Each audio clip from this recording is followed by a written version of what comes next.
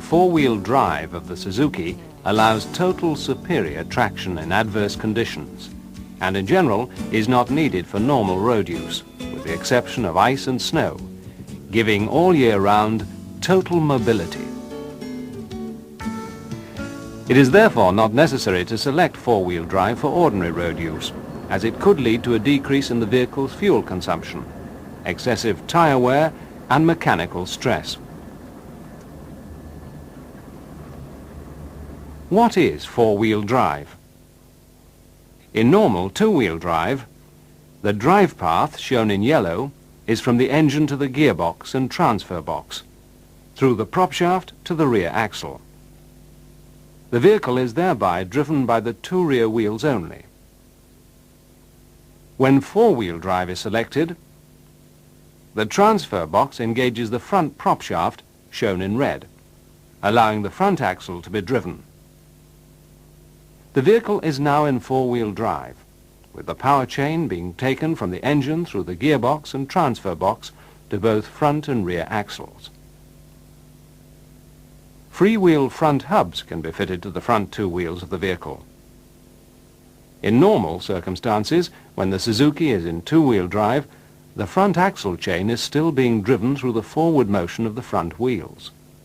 That is to say that as the front wheels rotate freely, they are still connected through the axle and front differential to the front prop shaft. Freewheel front hubs allow the front wheels to be rotated without connection to the axle. This, therefore, saves on power being used in driving the front drive chain from the front road wheels, and therefore reduces front axle noise, lightens the steering, and gives savings on fuel, tires, and mechanical wear.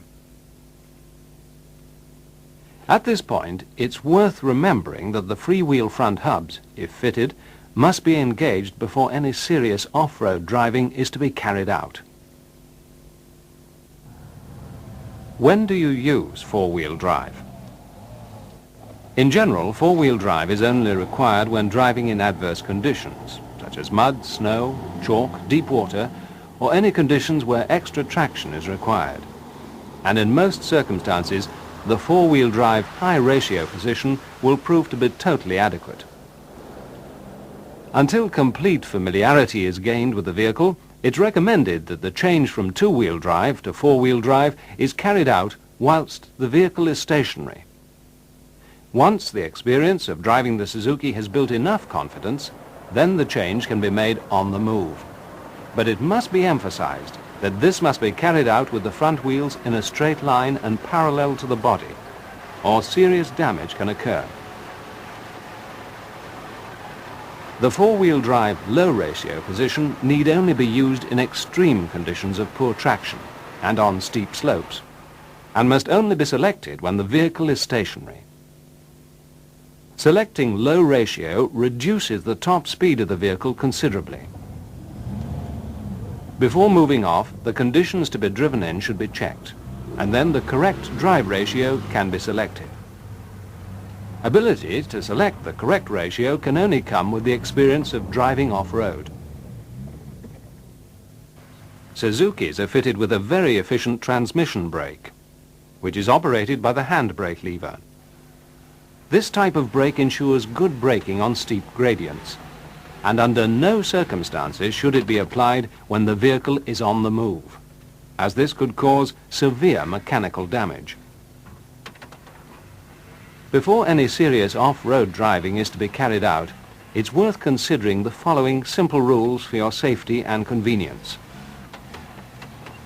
Whenever possible, go with two vehicles, so you can assist each other in case of emergency.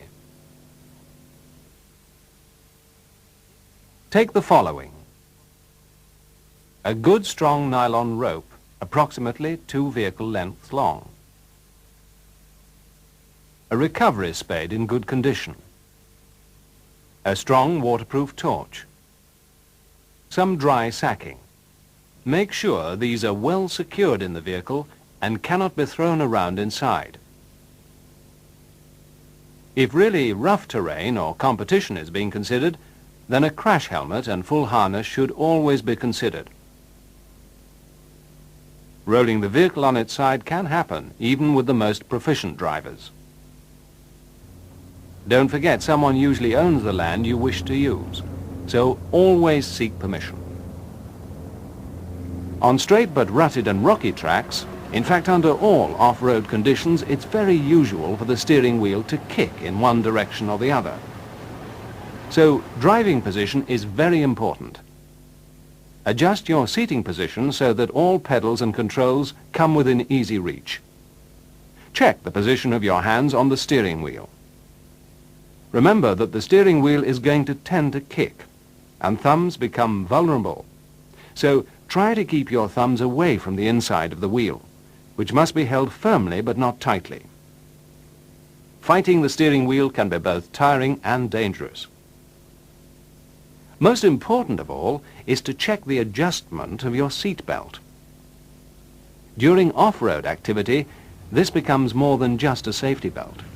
It prevents the driver from being bumped about too much when crossing very bumpy terrain, as well as its usual function of keeping you secured to your seat should you stop suddenly or roll over. Again, if serious off-roading is being considered, then a full safety harness should be fitted.